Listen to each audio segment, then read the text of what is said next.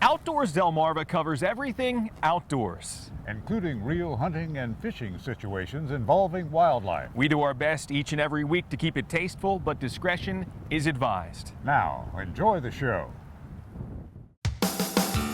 This is Outdoors Delmarva, presented by Gateway Subaru. Higher standards. This week on the show, we're shining the spotlight on Denrec and the agency's 100th anniversary. For starters, we'll head out on a research vessel for a spring trawl survey, getting up close and personal with the species that call the Delaware Bay home. Then, some may be obsessed with wood ducks and giving them a good home. But in the off-season, there's another bird that can't resist moving in. We're on the prowl as we collect data on the tiny screech owl. And getting outdoors is sometimes only as easy as the path leading you there. We'll check out one project that'll have boaters and anglers getting out on the water for decades to come. Right now on Outdoors Delmarva.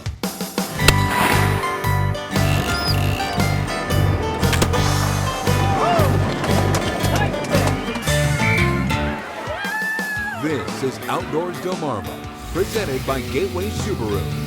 And now, here's Mike Parker. Thanks for watching Outdoors Delmarva. I'm Mike Parker. We'll be checking in with my partner, Captain Willie Dykes, in just a few minutes. Well, another beautiful spring afternoon here, and boy, it's just been a heck of a spring so far across Delmarva. People enjoying not only the trophy rockfish season over in Maryland, but also the turkey hunting in Maryland and right here in Delaware. And we thought it would be a great opportunity right now with those seasons kind of crawling to a close to do something we've been wanting to do for a while, and that's team up with our friends at Denrec, and specifically the Division of Fish and Wildlife, to help that agency celebrate its recent 100th anniversary. And joining me right now is Sergeant Greg Rhodes with Denrec's Division of Fish and Wildlife Enforcement Division. Greg, how are you? Great, Mike. How are you? Great. Thanks for joining us. Certainly have found Denrec to be a valuable partner here for Outdoors Delmarva over the past couple of years. But let's talk about it. Folks who are familiar with Denrec, let's say from the outside looking in, they see it as the agency that's responsible for regulating our hunting and fishing seasons. Of course, they've seen some of the great research projects that are going on, but it's more than that. Tell me about your agency and kind of its origins and how it's evolved over the past 100 years. Sure. Actually, this is our 100th anniversary. The first game warden was hired in 1912. His salary was about, I think it was about $25 a month. And he hired several deputies. The job has changed tremendously since then. Throughout that history, the game wardens at one time did all the dog work. That we were involved in stocking rabbits. We were involved, obviously, in landowner disputes. Hunting is a long tradition in Delaware. Then throughout history, there was a oyster industry in Delaware. They had to start the shellfish wardens because there was actually some deaths that were involved over the disputes on leases, the leases on the oyster beds themselves. There's obviously a lot of rules and regulations, but people have an obligation to know what those rules and regulations are before they participate in an activity like hunting or fishing. We think it's very important because we want the wildlife species that are here now to continue to be here, so my children and your children can enjoy them too. All right, Greg. Well, thanks. We'll be checking in with you a little bit later in the episode, but as you mentioned, it's been an education for me working with you on this episode. Now, speaking of fishing, the state of Delaware has some great fishing opportunities, not only in the coastal bays, but also the big water of the Delaware Bay. And I recently had a chance to hop aboard one heck of a boat and learn how researchers keep track of the fish that call the Delaware Bay home. There's no mystery surrounding the name of this boat. It's fittingly called the First State. But as Captain Mike Garvilla navigates this 65-footer through the winding Lipsick River out onto the Delaware Bay, you might be wondering what we're up to. Well, what we do generally is we have set trawl stations, survey stations we go to, and there's been a data set for a long time on that, and we go monthly to these stations, and we should know by the time of year of what type of fish, what fish are in the bay and river, what species, the amount of fish in there, and certain times of year certain fish come in, and that's part of what we figure out when we do our survey. The survey is conducted by a crew of researchers who, in spite of what looks like a daunting task with plenty of heavy lifting, make pretty quick work of it. So Jordy's getting ready to throw the cod end over, and that's the portion of the net where the fish are retained. And with the help of a hydraulic lift, dispatch a 30-foot net behind the boat, designed to drag along the bottom and catch almost anything in its path. The standard drag or trawl lasts for 20 minutes. And we always follow the same methods, use the same gear consistently, and that way that enables us to make comparisons from year to year on changes in the catch rates for a wide variety of species, everything from weak fish and striped bass to horseshoe crabs and blue crabs. When it's time to pull the net in, well, that's when these researchers spring into action. While some mortality is to be expected, as they sort through the various aquatic species they've scooped from the bay, they'll be working quickly to handle them with care, collect data, and return most specimens to the water as quickly as possible. Male 830. Well, we mostly took a mixture of smooth dog and spiny dogfish. Took a fair number of squid, only a single weak fish, and really this is kind of early for weak fish. We typically don't see weak fish till late May. In some cases, specimens will be dissected to offer clues about their internal health and feeding habits. So what I've done is removed the stomach of this weak fish that we caught. What we see in here is a species called a mysid shrimp. Actually several mysid shrimp. So this guy's been chowing down on little shrimp before we caught him today. The First State and its research team have a combined arsenal of technology that help them locate their stations, collect samples, and log data in real time for nearly instant analysis. By collecting data so often from so many of the same locations over time, this scientific study results in knowledge, judging how many fish are here, their size and health, and when they're most abundant. It's information that affects all of us when it's applied to determine both commercial and recreational fishing seasons and limits. And in Delaware, the First State is the first source. Get outdoors, Delmarva! Coming up next on Outdoors Delmarva, we'll move inland to a Delaware forest where an unintended visitor is getting some special attention. But first, did you know? In all, Delaware's deer hunting season spans 5 months, but the November shotgun season is historically the most productive. On average, what percent of Delaware's yearly deer harvest will happen during the 8-day November shotgun season? The answer when we come back. You're watching Outdoors Delmarva, presented by Gateway Subaru. Higher standards. Sponsored by Ocean City Tourism, Shorts Marine, Shooter's Choice, and Goody's Marine. Outdoors Delmarva will be right back.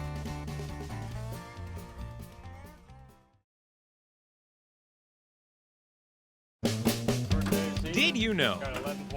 What percent of Delaware's yearly deer harvest will happen during the November shotgun season alone? Of course, we went to the experts for the answer. Even though our deer season is 5 months long, 50% of our deer harvest is going to occur over these 8 days. Wow. So this is like the Christmas for deer hunters. Did You Know is sponsored by North Bay Marina. Thanks for watching Outdoors Delmarva. I'm Mike Parker. Well, you know, here on the show, we talk an awful lot about waterfowl, and in the state of Delaware, there are plenty of hunting opportunities for sportsmen. Whether it's a snow goose hunt where these migratory visitors fill the skies like a massive moving cloud, or we're popping up out of layout blinds in a freshly cut field trying to bring down some ever-challenging Canadas, well, these birds can become an obsession. So it makes sense then that we would want to keep and attract different types of waterfowl species to our area. But it does come with side effects. And at one Delaware wildlife area, homes designed for ducks are attracting a different kind of tenant. We're at Little Creek Wildlife Area. It's a public hunting area and an area that's managed for wildlife. in Kent County. And because the animals don't take a day off when it's raining, neither does Wayne Lehman. So to find what we were hoping for, trekking through this swampy area would be extra swampy this particular morning. Yeah, fine. Let me just need the ladder for the operation here. But even rain sends some species in search of shelter, a dry place to nest or hide. And plastic boxes like this one are specifically designed to attract wood ducks. So it could come as a surprise that what's inside this box doesn't go, it goes. Ladies and gentlemen, meet the screech owl. Sometimes in the wood duck boxes we find screech owls that will use the box either for nesting or for roosting. And when we catch a screech owl while cleaning the box out, we are banding the owls. It has a band on it already. We already have previously banded it. And for DENREC, research is research. And after years of banding these opportunistic owls, valuable data has provided insight into the bird's home range, lifespan, and habitat use. And while tiny, these are still very effective birds of prey. They're really a great predator to rodents. So would you consider them a good neighbor? Oh yeah, definitely. And they also will not exclude a wood duck from a wood duck box. They will roost in the box and sometimes nest in the box if the wood ducks aren't using them. So what I'll do now, we'll process the animal. What we want to do is weigh it and get the band number off it. We're gonna put this guy in a little bag here and weigh the bag. The average lifespan in the literature indicates that they live an average of maybe a year and a half. But I have caught a couple of individuals that I banded 11 and 12 years previous to the last capture. Now, screech owls tend to be quite docile when handled by someone as experienced as Wayne. But even he can never be too careful, as small talons are still talons. And while it may be tempting to open up a box to get a glimpse of these birds for yourself, it's highly discouraged, as interfering with a nesting owl could cause it to abandon its eggs or its young. If you want to attract wood ducks or screech owls to your property, the Division of Fish and Wildlife has wood duck boxes available that you can purchase for a relatively cheap price, or we can give you the plans for building your own wood duck boxes. So anyway, this was a very successful day, and get outdoors, Delmarva. Coming up next on Outdoors Delmarva, we'll head out on the water with a fish and wildlife enforcement agent.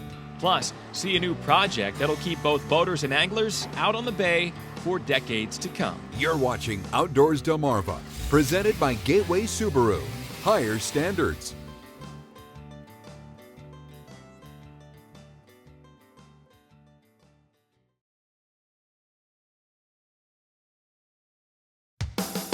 This is Outdoors Delmarva, presented by Gateway Subaru. Higher standards. Thanks for watching Outdoors Delmarva. I'm Mike Parker, and back here this week, highlighting some of the hard work done by our friends at DENREC in the Division of Fish and Wildlife, which recently celebrated its 100th anniversary.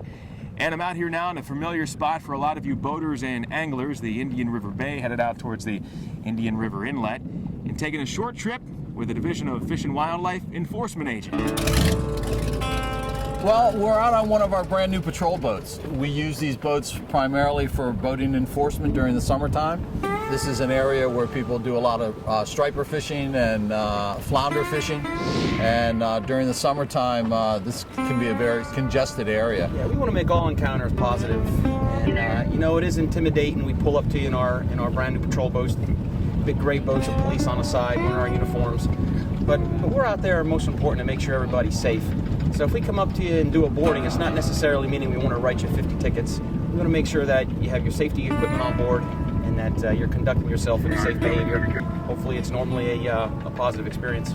Well, here as we find ourselves in the shadow of the new Indian River Bridge, it reminds us just how important infrastructure is for giving us access to all of the opportunities to enjoy here in the state of Delaware. And recently, my partner, Captain Willie Dykes, found a different project that's going to give a lot of boaters a lot of access.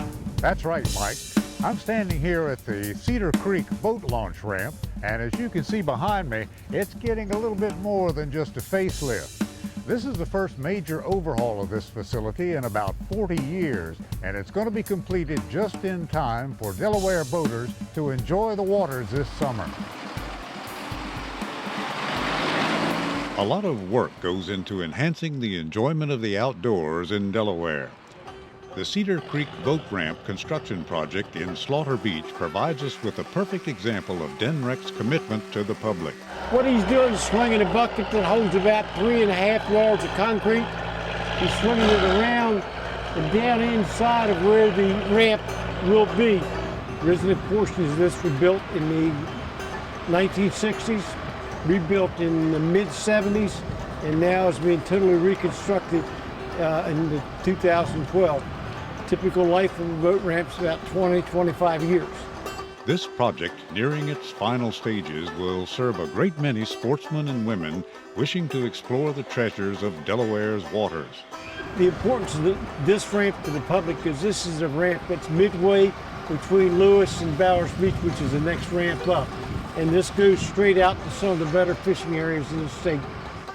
When finished, the new Cedar Creek facility will include 8 16-foot wide concrete launch lanes, 5 floating boarding docks, and a lighted parking area with a capacity for 141 vehicle trailer combinations, plus spaces for handicapped parking, as well as areas for staging emergency vehicles.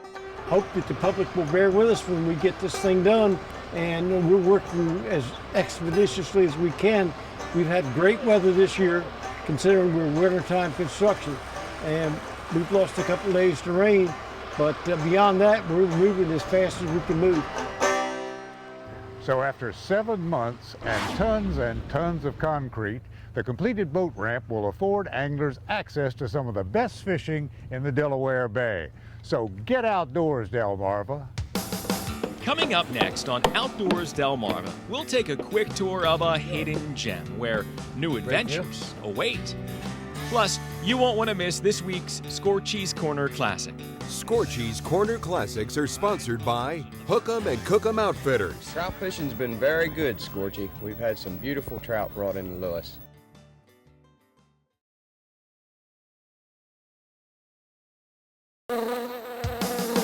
This is Outdoors Delmarva, presented by Gateway Subaru. Higher standards.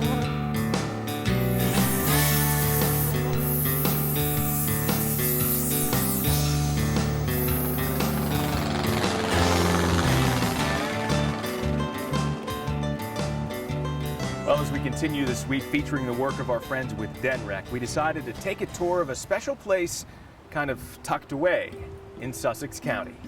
The Assawoman Wildlife Area is one of several such places in Delaware that DENREC manages with wildlife as the top priority, not people. Now, that's not to say these refuges aren't for us to enjoy. It just means it's kept as natural as possible for wildlife to thrive. And Assawoman's thick forest and bay areas are perfect. But a good management plan does include hunting. So this is a public hunting area, complete with ready-built deer stands spaced throughout. Yeah, basic deer stand. Obviously, they've taken a little bit of time to paint it up and camo it a little bit. We want, people to use these areas. They do have multi-use areas, not only for hunting and fishing, but for bird watching and horseback riding and enjoying nature in a way that is outside a rural setting. All right, Sergeant. Well, so far I'm really impressed with the Assawoman Wildlife Area here. It really does seem to be a hidden gem in the middle of all this hustle and bustle, places like Bethany Beach and Ocean City right across the bay. I'm seeing something right behind me here, a structure that looks like some people out there might be able to find a pretty good use for. And this is one of our observation towers. Great view. And we'd just like to remind everyone that these wildlife areas are all over the state. You can go on our website and find out where all those locations are, and we recommend people use them. And now it's time to check in with an old friend. Here's this week's Scorchy's Corner Classic. The waters of Delaware Bay are yielding some beautiful trout right now, and they are hosses, tide runners of the first magnitude. Trout fishing's been very good, Scorchy. We've had some beautiful trout brought into Lewis. The night boat's been doing the best. Rick Yakimovich is captain of the Pappy's Lady. When Captain Marvin Schmeck of the Boat Indian came in, we could sense he'd had a pretty good day. We've had a good day. We've been out at Brown Shoal. We caught a nice catch of trout, and trout have been coming on the last couple days. Captain Marvin looks for this tide runner trout fishing to go on for another week to 10 days. Scorchy Taws wandering our Delmarvelous land for WBOC News. Coming up next on Outdoors Delmarva, your latest viewer videos and pictures. Outdoors Delmarva viewer pictures are sponsored by Shorts Marine.